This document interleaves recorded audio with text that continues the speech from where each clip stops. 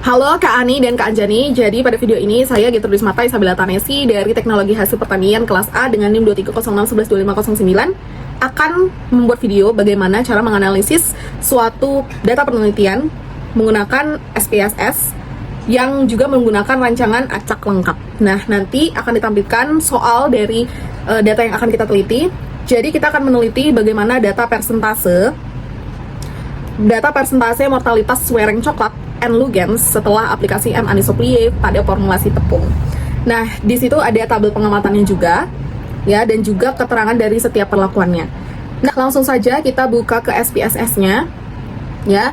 Ya, yang pertama-tama kita harus sudah download dulu SPSS-nya dan kita buka langsung ke bagian variable view yang bisa kita klik di bagian kiri bawah sebelah data view. Setelah kita klik, kita masukkan variabel-variabel yang digunakan dalam data penelitian kita. Itu yang pertama, ada perlakuan, kemudian ada ulangan dan mortalitas. Nah, jadi perlakuan di sini kita pakai desimalnya 0 saja dan kita masukkan label atau namanya itu adalah aplikasi M. anisoplie. Dan di values-nya ya, karena kita perlakuannya ada 6 termasuk dengan kontrol. Jadi nanti di bagian value-nya itu dimasukkan angka 1, sementara di labelnya itu kita masukkan nama perlakuannya seperti itu. Jadi seperti contoh ini saya sudah bikin dari 1 sampai 5 ya. Ulangan sama ya, kita cara memasukkan values-nya itu dengan cara menambahkan value dan labelnya ya. Karena kita di sini menggunakan ulangannya itu 4 ya, ada 4 ulangan. Jadi kita sama memasukkannya seperti si perlakuan tadi.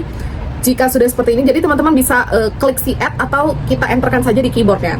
Jika sudah, kita okekan. Kemudian di mortalitas ini value-nya tidak kita bikin ya. Kemudian di measure itu kita bikin perlakuan dan ulangan itu nominal, sementara si mortalitas itu scale. Mengapa demikian? Karena perlakuan dan ulangan itu dia tidak ada hubungan matematis di dalamnya. Seperti perlakuan antar perlakuan dan antar ulangan itu tidak ada hubungan matematis di antaranya gitu, di dalamnya gitu, sesamanya gitu. Sementara dan juga dia tidak bisa dianalisis secara statistik gitu.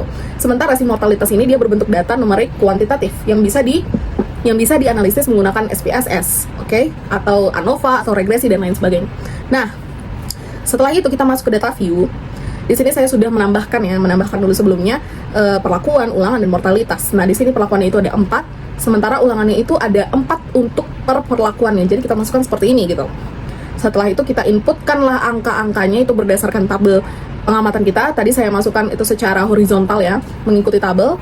Nah, setelah jadi semuanya seperti ini, langsung saja kita pergi ke menu Analyze di bar atas ya, Analyze. Kemudian kita pilih General Linear Model, kemudian kita pilih Univariate ya.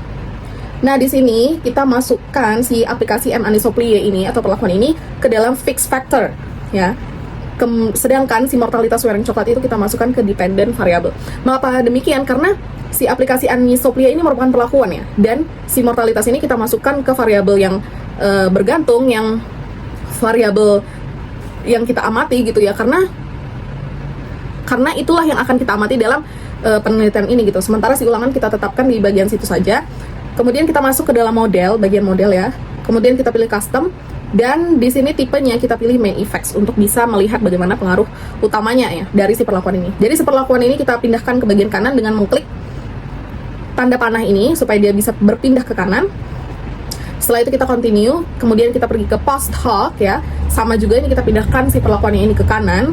Dan juga jangan lupa kita centang di bagian LSD dan Duncan. Ini gunanya untuk si uji lanjut. Jadi apabila si data kita nanti dia perlu uji lanjut, dia akan otomatis terdapat hasil uji lanjutnya juga pada output SPSS kita. Kemudian langsung kita continue.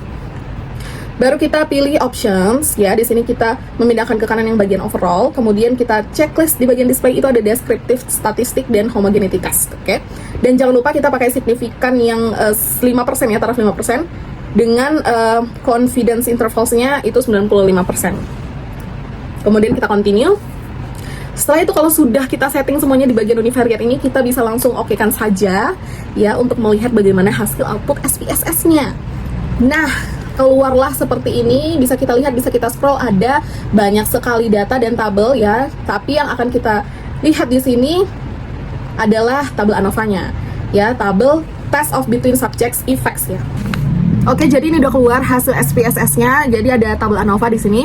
Langsung saja bisa kita simpulkan bahwa si perlakuan ini dia berpengaruh nyata terhadap si mortalitas wereng coklat. Perlakuannya tadi adalah aplikasi dari M. anisoplie, formulasi tepung ya terhadap mortalitas warna coklat.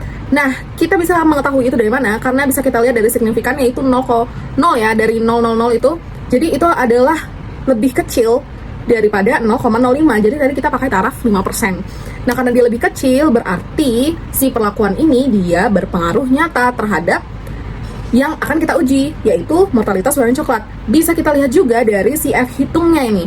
F hitungnya itu, F hitung dari perlakuan itu dia lebih besar daripada F tabel. Nah, jika seperti itu bisa kita simpulkan bahwa ya memang si perlakuan ini bisa berpengaruh nyata terhadap hal yang kita uji, dan juga si F, dan juga karena F hitung ini lebih besar daripada F tabel, maka diperlukan uji lanjut. Di sini kita menggunakan uji lanjut Duncan ya, Duncan multiple range test seperti yang sudah kita checklist tadi, dan bisa kita lihat juga dalam output SPSS ini langsung ada juga tabel hasil uji DMRT-nya.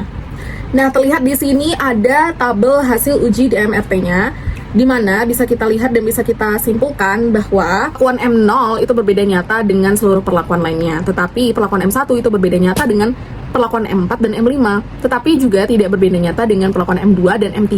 Perlakuan M2 itu tidak berbeda nyata dengan perlakuan M1 dan M3.